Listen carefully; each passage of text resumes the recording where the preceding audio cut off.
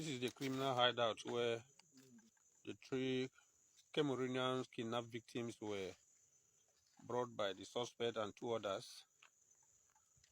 The victims were brought to this hideout since were kidnapped on the 10th day of this month, 2025, and brought to this criminal hideout. The suspects and 2 others, and that the ransom has been paid by the relatives of the victim.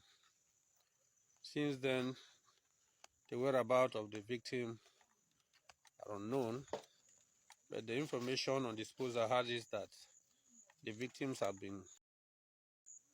We are all trying to see if we can be able to locate the remains of the said victims. At this site, it is their shrine. Nigeria kwentue ya ukoye 3 months ni echire. Ede pa na wowo ekafa ho ede kire Ghana emebunu. Yo, dem wo efutu amewo dem Ghana youth eni se obi anya hweye anamfosam besin ko jame ha ye nya hweye e wo ye nua no foreigners ne ho omo ni adwempa enti ye nya hweye e wo danfofo ho ko jame ha no mo ma nya hweye se obi mpo so e ko jane baby na wuti mu ntene wa bo wa ofu amane anagbo wo buso ni bi amane se simesi wei o se mi ko jane ha sei me kwana mamba mo hwehwe me e wo no ho. Hi everyone, welcome to Ghana Observer, and thank you all so much for stopping by. I am truly appreciative. Folks, I came across this story on TikTok. It's also on YouTube. I'm actually going to put the YouTube link in the description so that you can go listen to it yourself. It's in Tree, and I will summarize it here, but you can go listen to the whole thing on YouTube. And it should really serve as cautionary advice to all of us, especially those who are enticed to Nigeria by so-called friends, because I was struck with the similarities of what happened to the 3 ladies from Cameroon and what nearly happened, or actually happened, to this Ghanaian man in Nigeria. The Cameroonians were kidnapped and unfortunately unalived, and this Ghanaian barely escaped a similar fate. And who can forget Afiba, who was invited by her friend Celine to Nigeria too. So here's what happened to this Ghanaian guy, according to his narration. He had a Nigerian friend in Ghana who he was really close to. Ate together, went out together, like really good friends. Then one day, the Nigerian guy said his dad had passed away in Nigeria, so he would like the Ghanaian guy to accompany him there. Once they got there, the Ghanaian, I'm going to give him a name, Yao. Let's say his name is Yao. I missed his name in the conversation. He might have introduced himself. But anyway, Yao said once he got there, he was astounded at the wealth exhibited by his friend, his Nigerian friend, because the way he lived in Ghana, you would never be able to tell that, he came from such an quote-unquote wealthy background.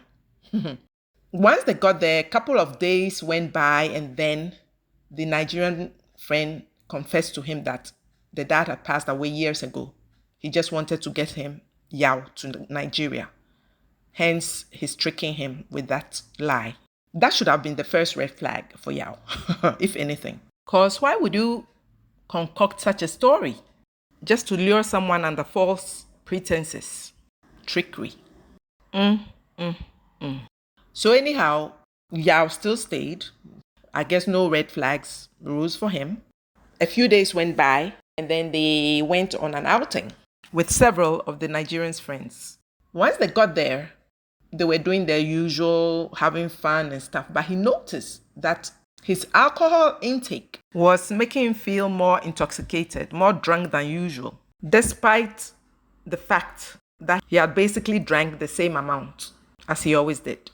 So they obviously spiked his drink. When he came to, he was lying on the floor in a room where a ritualist was standing over him, chanting incantations and performing some rituals over him. You heard me right. That's where he ended up. Yep. Betrayed by his quote-unquote trusted friend. His feet were bound, his hands were tied, and he was just lying there, pretending to still not be awake. He also noticed a lot of human skulls lined up in the room with candles burning. He acted like he was still knocked out. At some point, the ritualist turned his back on Yao and faced a different direction. And that was his opportunity to shove him hard. He kicked him. And the ritualist fell, banging his head on either the door or the floor, which knocked the ritualist out. The hunter became the prey. Poetic justice. He was able to free himself. When he came out of the room is when he noticed that the room that he had just escaped from, where he had been kidnapped and imprisoned, was in the same house that his so-called friend had hosted him in. Because this must be a place, where they kidnap people and do their shenanigans and do their evil deeds. As he went out the door, as I said, go listen to it. It's detailed. I'm trying to summarize it here. The long and short of it was that as he tried to escape, he heard the voices of his Nigerian friend and the others who had gone to the club, wherever they had been having fun. So he went to the back of the house and he was able to jump over the wall. I think he said he grabbed a couple of blankets because there was electric wiring on the top of the wall.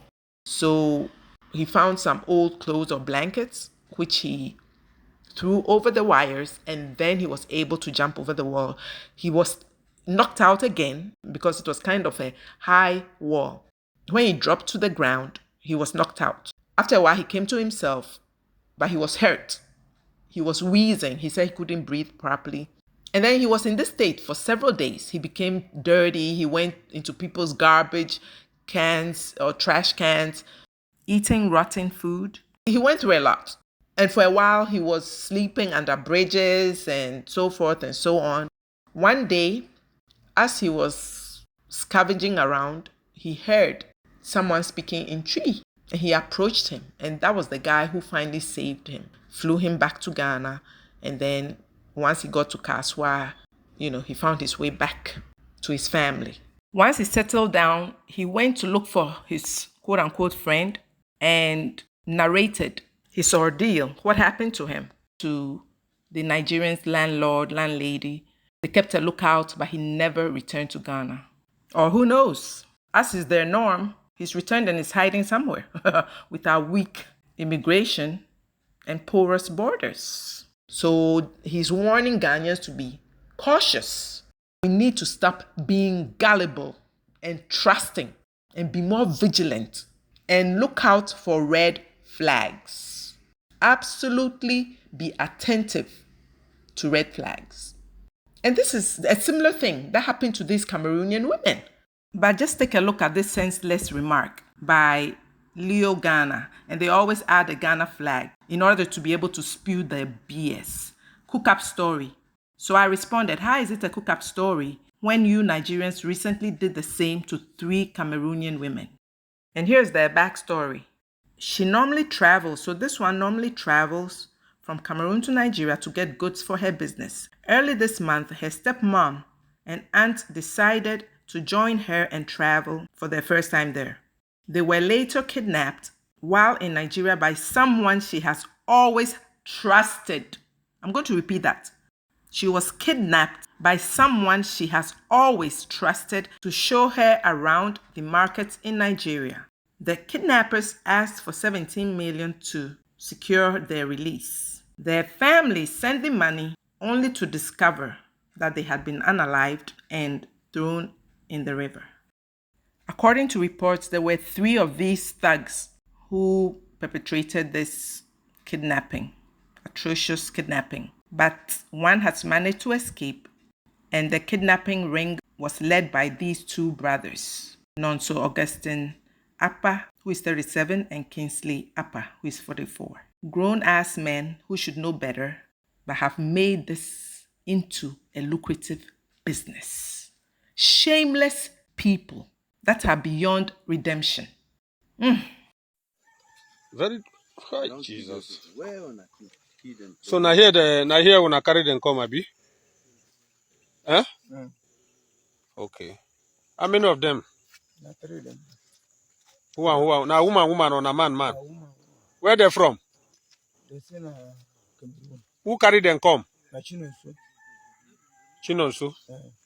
Who is Chinonso to you? Now my brother. How many of them do the job? With which and Rainbow. That is a three of you. Throw. So the women are here. They wanna carry them come, Abi. Where the women they now?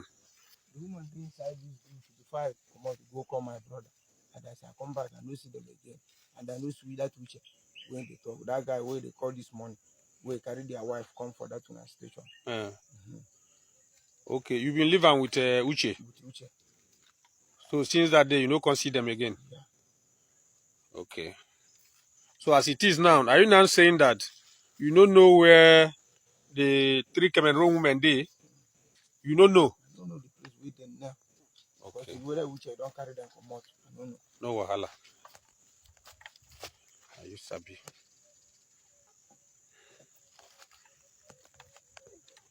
This is the criminal hideout where the three Cameroonian kidnapped victims were brought by the suspect and two others. The victims were brought to this hideout since were kidnapped on the 10th day of this month, 2025, and brought to this criminal hideout. The suspects and two others, and that the ransom has been paid by the relatives of the victim. Since then, the whereabouts of the victim are unknown. We are all trying to see if we can be able to locate the remains of the said victims. And I repeat, let's not forget Afiba, who was invited to Nigeria by Celine. Up to this day, we don't know what happened to Afiba and her friend Celine. At this point, the guy who was supposed to be the savior, Harrison, the activist who was supposed to help save them, is embroiled in controversy. It appears, allegedly, that he's too chummy, too close to the kidnappers. Yeah. Alright, so Harrison Gwamnishu is in the police custody in Benin, Edo State. He was arrested yesterday night. As for the money, whether he took it or not, this is a video when he returned the money. You see this bag, like where they carry go bush, eh? You need to offload it. You understand? You understand? Even the Ghana must go, don't wait for Ghana must go. You go offload them. If you not do them. So you could hear his voice there because they told them not to record, but one person managed. The DPO instructed them not to record. One person managed to make that. His truck is in the police station in Edo State, and right now he's in Benin. So let's wait for him to come out. Then if he come out and he does not say the truth, I guess I will have to say it. Honestly, I thought he had changed. You know, but this one is just... Yeah. If he didn't make that video to gaslight yesterday, I probably would have just let everything play out, make it carry him in, but come on. So it is a pattern, and we have to be vigilant. We have to be cautious. Ghanaians, the word to the wise should be enough. Folks, I'm going to end it here. Thank you all so much for watching, and I'll see you in my next video. Bye.